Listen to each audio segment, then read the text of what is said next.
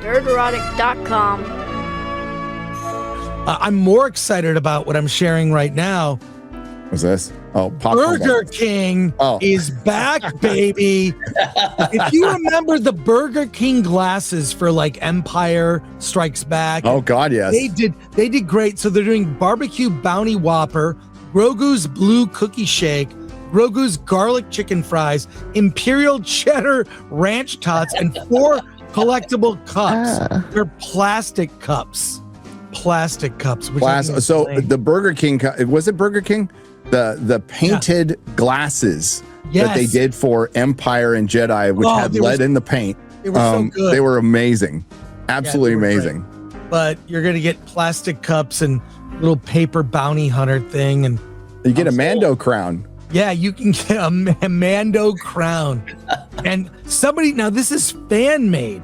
Somebody here did a fan made, what? No Burger King glass? This is not the way. That's fan made. See, that's better. Gorilla. Yeah, why don't they do? Well, the art's not that because great. It costs money. I don't know. I know that they released a scene, which Gary, I watched it. Hopefully, we'll take a look in a minute. But we will. It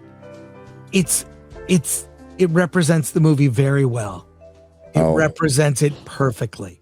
So here we go. This is 46 seconds from the movie. Grogu, I need you to go to the control panel. Remember the buttons I told you never to touch? I'm going to need you to touch them.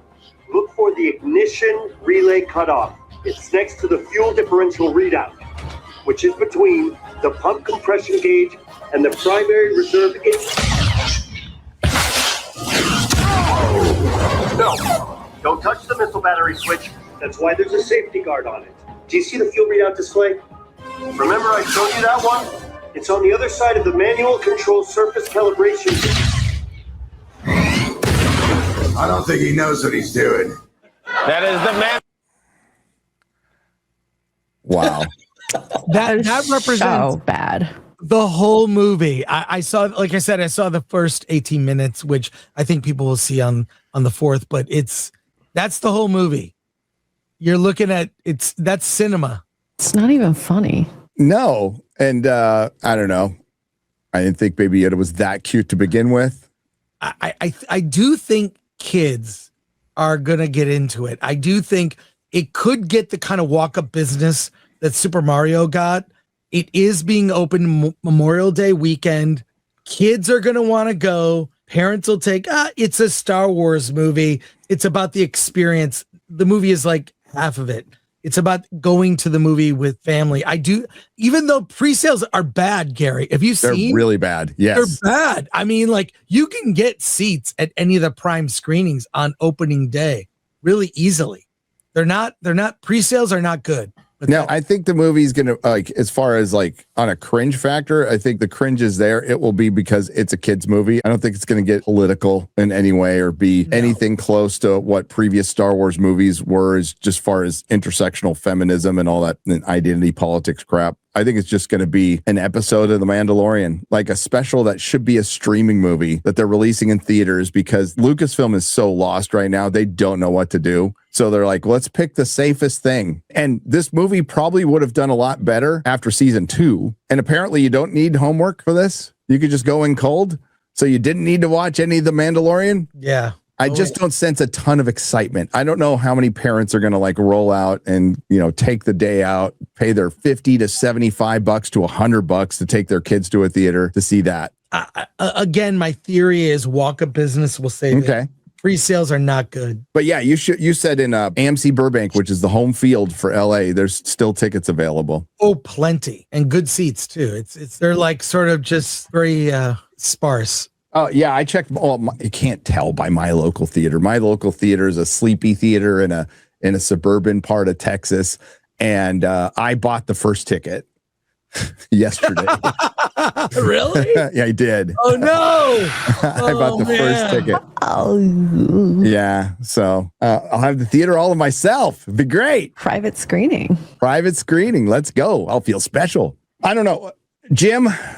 Yeah. Does this get fixed? does this Hollywood thing get fixed, or are they just going to have to adjust to the reality that they are now not the industry? They are not the centralized part of the industry. They're just a cog. I think, and I've said this for a while, I think that more and more the film business is going to become kind of like what we do with news. Like no one gets their news anymore from CNN or Fox. It's there, but there's all these like hybrid and smaller opportunities for films to come out. I think there'll always be Netflix, the big studio stuff, but it's going to be less and less. And it's these big tentpole things that they're going to keep banging their heads against the wall with. And, YouTube and all these other places are going to have opportunities for young and indie filmmakers. You can, if you make a great movie now, you want to put on YouTube, the whole world can see it. You don't need distribution anymore. You might need it to monetize, but there's other ways around that.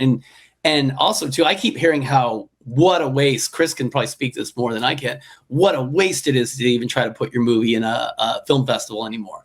No one cares. It doesn't matter. It's like you can just take it anywhere else. So it's like, I think, unfortunately, there's a lot of entrenched stupidity still at the studio and TV level. But there's some good people too. There's some good shows like Friends and Neighbors. I think is that the thing with John Hamm? Like that's a fun show, but there's a lot of bad shows too as well. So I don't know, but I think things are so expensive, and with the cost of living, when I say expensive, I mean the shows are so expensive. They've got to bring down the cost. They got to make better product, because it's the economy of attention, and they're not winning. I think the film business will survive, but it's going to look completely different than it has the last 5-6 years or even 20 years. And I think there is a growing movement with, we've seen like recently 3 YouTubers get their films in theaters. Actually, a 4th one I know about. And Markiplier, I saw an interview with him where he's talking about he's like, oh yeah, I need a trailer. AMC was like, we're going to open your movie on some screens. We need a trailer to show. And he was like, oh crap. And he cut one together himself just at the last minute, of the deadline. And, it had a built-in audience, a movie that cost $2 million that made $50 million. Now that's an anomaly. Okay. But you're going to see more and more because AMC and Regal, for that matter, and other chains are open to what do you got? Product, what do you got?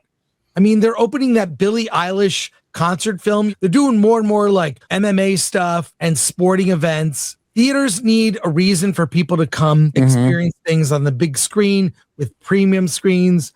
And we haven't even talked about that Infinity Vision thing, which is such BS. Tell the fine folks what Infinity Vision is.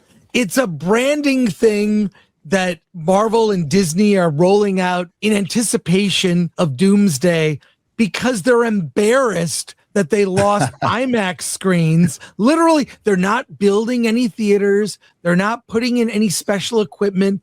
They're branding screens that already exist with a brand called Infinity Vision, which is apparently certified by them to be large format screens that have great sound.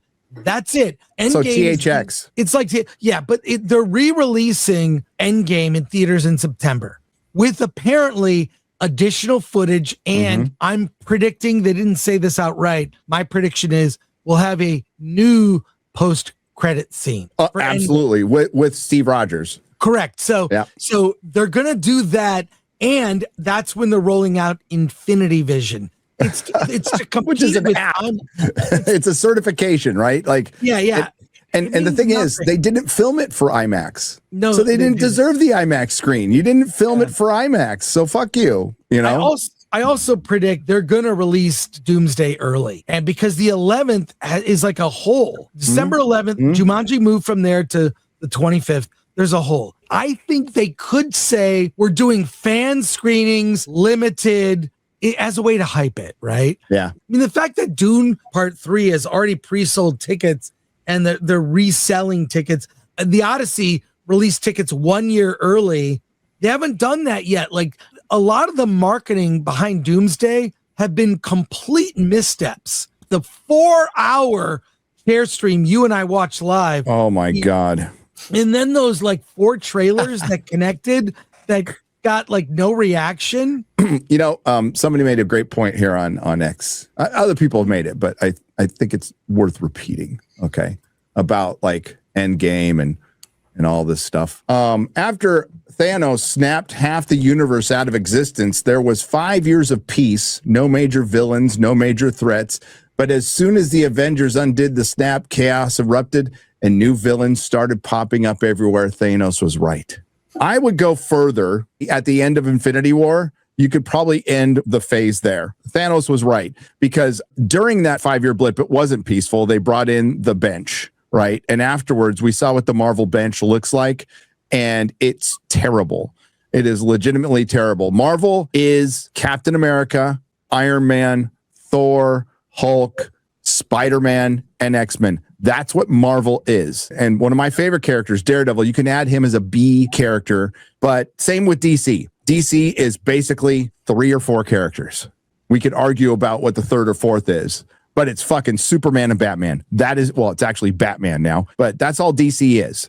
And if you don't have these characters, then it's not Marvel. Then it's not DC. There are no mantles to be passed. Certainly, it can work with lower tier characters, but Clark Kent is Superman. Bruce Wayne is Batman. Peter Parker is Spider-Man. Tony Stark is Iron Man. Steve Rogers is Captain America. If you don't have those, you don't have a foundation, you don't have anything. And you're just telling side stories with a B and Z team that look like the costumes were designed by your 6-year-old. And I go right to the Captain African American costume, which is unbelievable. Certain characters you definitely can pass the mantle on, like the Flash. With Green Lantern, I don't need it to be Hal Jordan. Kyle Rayner, John Stewart, I'm fine with them. You can't pass it with Superman. You can't pass it with Spider-Man.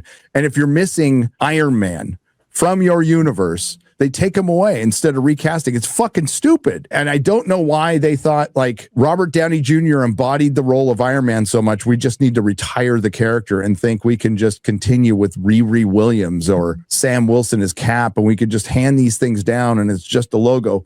Like Kevin Feige knew beforehand, like what made Marvel work. And then he just forgot everything he had learned through the process of building the most impressive franchise in the history of Hollywood. I'm old, chat. It's okay. I am old. Mystery. What happened to Marvel? I mean, I still think a lot of it is just they had great people around them at first who were big fans of the comic books.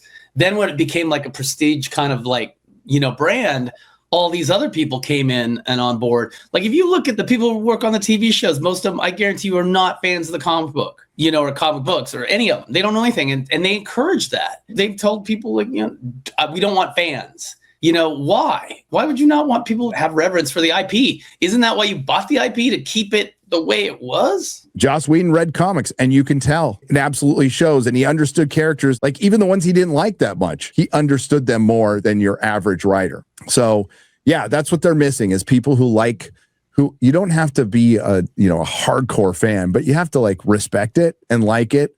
And even if you don't, like, learn. Go off and learn. Knowledge is power. We have the data. If it worked with the readers and they enjoyed it and it sold a lot, then it'll probably work with the general public. And they ignored all that, Jim. They adapted some of the worst shit imaginable in the comic books and thought, we can make it work in live action. And they got the exact same results. Yeah. It's insane. I mean, if you have all those characters, why would you make an Ironheart TV show or Agatha all along when you've got like these great characters? Like, let's make it. Whose idea is that?